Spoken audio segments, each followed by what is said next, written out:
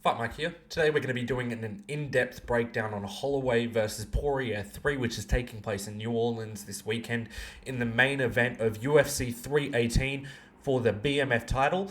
I just wanted to do a proper breakdown on this fight separate to the event breakdown, as I've seen a lot of people talking about it, like Max is going to put out a complete shutout performance on Poirier and also finishing him within the fight, which is definitely possible, but I think this is a much closer fight than people think, with either fighter having significant advantages over each other going into the fight. And I think that this is actually a true coin flip of a fight. We've got so many questions about both of these guys coming in. We got questions about Max's durability. How is he going to return after a KO loss? Will there be any hesitation? And for Poirier, it'll be how does he look after a long year layoff? And how is he going to be putting himself in this fight and presenting himself because it's his retirement fight? These are questions that we're going to have to find out Saturday night, in Max's words. But these questions are very real, and I feel the analysts are throwing these facts under the rug. They're saying things like Poirier will be even more focused because it's his retirement fight, or that Max is the type of guy that won't let a knockout affect him. But I disagree with them, and in saying all that, I'm going to break down this fight into three different ways, including how their styles match up with each other, the mental aspect of the fight, and round by round how it'll look like. I'll explain that last segment in a little bit. I'll start straight away, though, with how their styles match up with each other.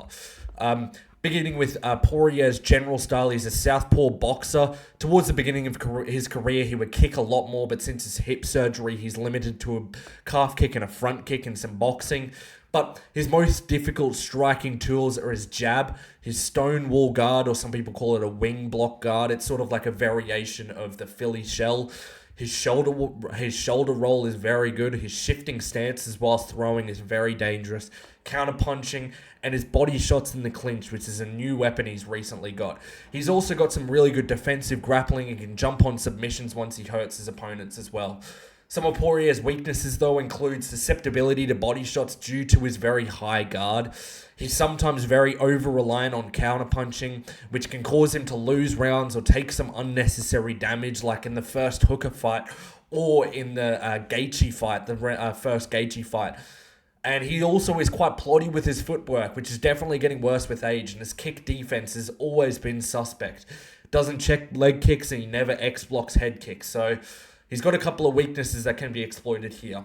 Max Holloway, as a fighter, he fights out of the orthodox position. He regularly switches stances, though. Very versatile. He's got a wide variety of weapons and tools that he uses throughout his fights. He does do some very good work with his hands, but he mixes it up with spinning kicks, stomps, teeps, high kicks, and a lot of different weapons. He throws the kitchen sink at you every fight. His most effective striking tools are his pace and his variety of strikes. His body work is amazing. His work with the kicks and the punches to the body are great. He's got really good footwork, and his distance management and strike choice is very, very elite. I would even say second to none with both of those attributes. He's also got really good defensive grappling, and much like Poirier, if he hurts you, he can jump on a submission. Probably not as strong with his submissions as Poirier is, but I doubt that we'll see this fight go there. Some of Max's weaknesses include, though, he sometimes stays in the pocket for too long, getting hit too much. He sometimes has a slow start. We saw that in the Arnold Allen fights, that he started very slow. And some of his other fights against Volkanovski started a bit too slow in their first and third fights. He takes a lot of damage due to his long guard as well. And when going straight back, his lead hand is very low. We saw him get caught repeatedly by Poirier with this, and Volk caught him a lot with that. And sometimes in his fights, with people who can slip inside of his jab, he sometimes finds it hard to set his other shots up without his jab. But in ways, I think, stylistically, both of these guys are sort of tailor-made for each other. Dustin loves people who will lead on the fight and just start teeing off on him so he can catch them in the middle of their combinations. And Max loves it when you give them the time and space to work his long combinations, to go 1, 2, 3, and then jump out and then come 5 and 6 and 7. He really likes to jump in and out and work his long combinations. But stylistically, I lean towards Max having the advantage. I think that Dustin's high guard will lead to him getting slammed with body shots. If you saw in their first fight, and even around the first part of Max's career, he would throw body shots, but it wasn't like nowadays. Nowadays, he's always throwing a jab to the body, always throwing the straight to the body. He does the jab to the face and the straight to the body really well as you're moving away. And I think that that's going to really set some troubles for Dustin in this fight. I think that he's going to slam a lot of body kicks as well. And that straight to the body will bring Poirier's hands and the stonewall guard down a little bit. Poirier doesn't move as fast backwards as he used to, so that will present openings for any long-range weapon to the body. Max has also developed a very sharp and active front kick to the body, and he's been using that to all of his opponents that slip the jab well. He used that on Poirier well. He used that on Volkan the third fight. He used that on Gaethje throughout their fight. It was a massive weapon against Gaethje. And I think that will be very effective against Poirier because Poirier stands very square. Another wrinkle to this fight is that as Poirier has aged a lot during his career, he's chosen to counterpunch more than he used to. And in multiple fights, that's caused him to wait too long and get damaged or just lose rounds of those fights. If you saw even in the Makhachev fight, I know that he's hesitating for a different reason, but since he chose to counterpunch so much, he got hit with a lot more shots that he might not have if he was going forward. And you can't really lose rounds like he did to Makhachev against Max because Max is so active, and if you're not knocking him down in those rounds, he'll start winning and pulling away in those rounds a lot. I do think, though, similarly to the first fight, Poirier will give Max some issues with his step-through combinations. Volk did this really well in their third fight, damaging Max with those sorts of combinations. And I think out of the two, even though Max sits on his shots a lot more, Poirier is still going to be the much more powerful fighter out of the two. I bet he will sting Max bad, as Max has his lead hand down. I think 6 years ago when they second fought, Max was predominantly a boxer, and that stylistically leaned towards Poirier. But I think the changes that they've made over the last few years, with all the kicks that Max is adding into his arsenal, I think now stylistically it leans towards Max. Now, moving on to the next aspect of the fight I wanted to break down, which was the mental side of the fight. I think that this will play a massive factor into this fight, as both of these guys have hit a point in their career that they've never experienced before. Max is coming off a KO loss, and Poirier is transitioning into his retirement. And obviously, we can sit here and speculate as much as we want, but we cannot predict how that will mentally affect them before the fight. What I envisage this to look like is that Poirier is not going to be scared of getting TKO'd.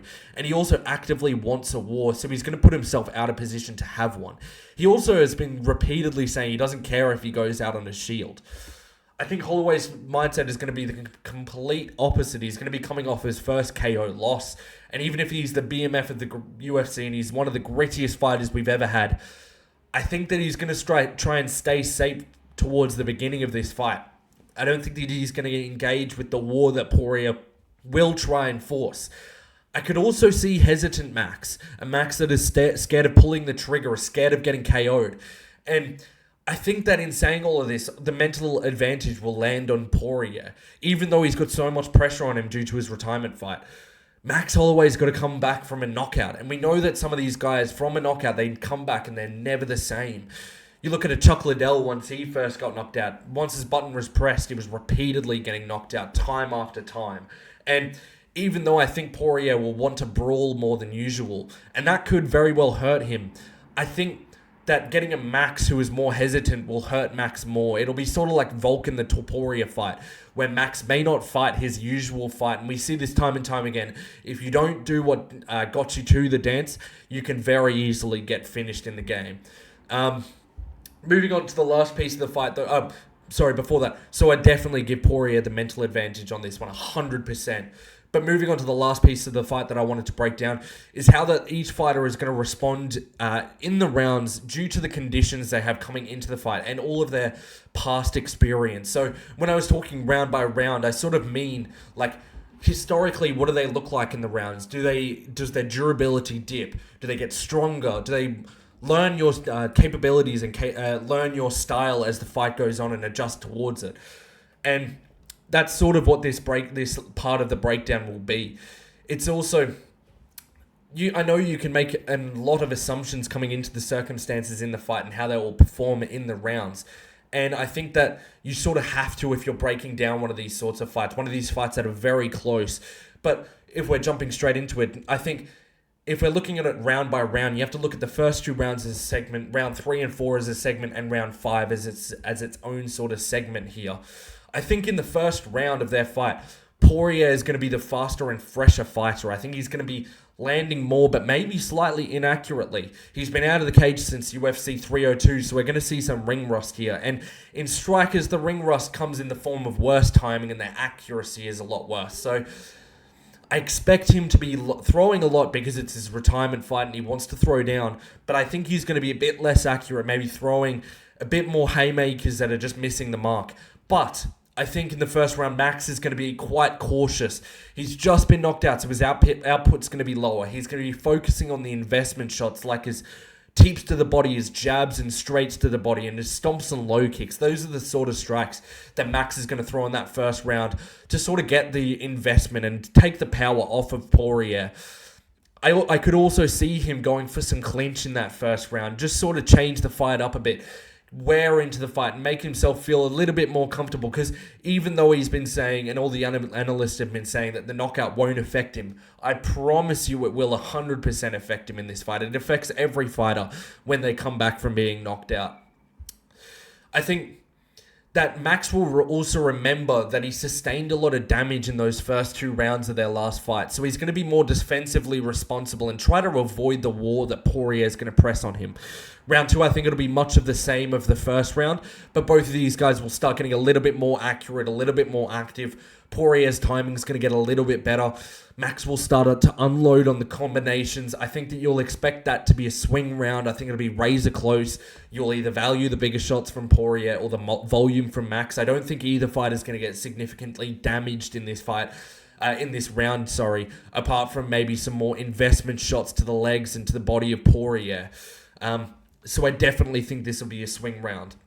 Round 3 and 4, I think, will be a very easy Max round. I think it'll be sort of like their last fight, but without all the sustained damage from the first 2 rounds.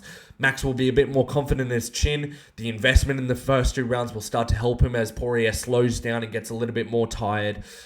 In these rounds, you'll see Poirier clinch up a little bit. I bet he'll shoot a takedown. And I could even see Poirier just trying to clip farm him and draw him into a brawl, sort of. Maybe bring himself up against the cage and let him take those shots and sort of do his defense, slipping all of the shots against the cage and trying to return with a counter shot like he did against Chandler. I think he will do that in those 3rd and 4th rounds because you'll be getting very tired from the body shots. And then I think round 5, it's just going to be a very scrappy round. I think Poirier is going to come back and try and war and win the fight and maybe do the last 10-second swing down with Max Holloway. And I think that they're going to make it a dead close fight in that 5th round. But I think that Max is probably going to be able to win some swing rounds. And I know the way that I've described it sounds very similar to the first fight. But the main difference is that Poirier won't be able to do that damage that he did in the first few rounds of the fight. So it won't feel like Max Holloway is trying to win back the fight. It'll feel very even as the fight goes along. And I could see this being one of those fights where there are a lot of close rounds, but the scoring doesn't really show that. Like the Yan and Figgy fights. I could see it being like a 50-45 on one scorecard for Max, and then one scores at a robbery 48-47 for Poirier, and then the last one scores at a correct 49-46 for Max. I think first round will be razor close with Poirier winning, and I could even see Poirier winning the last round, and then just having it be the second round be what they're basing it off, and I think that they're going to be very close, very, very close rounds. And I know that I'm picking a split decision, and that's S-tier fence sitting. That's something Bedtime MMA would love to do for this fight, but I genuinely think that this is going to be how the fight plays out. I wanted to make the video to show that this will be a much closer fight than people predict. Let me know what you think of my breakdown, though, in the comments section below. Who do you think will win this fight and why? Let me know in the comments section. Like and subscribe if you enjoyed the video, and I'll catch you next time. Peace.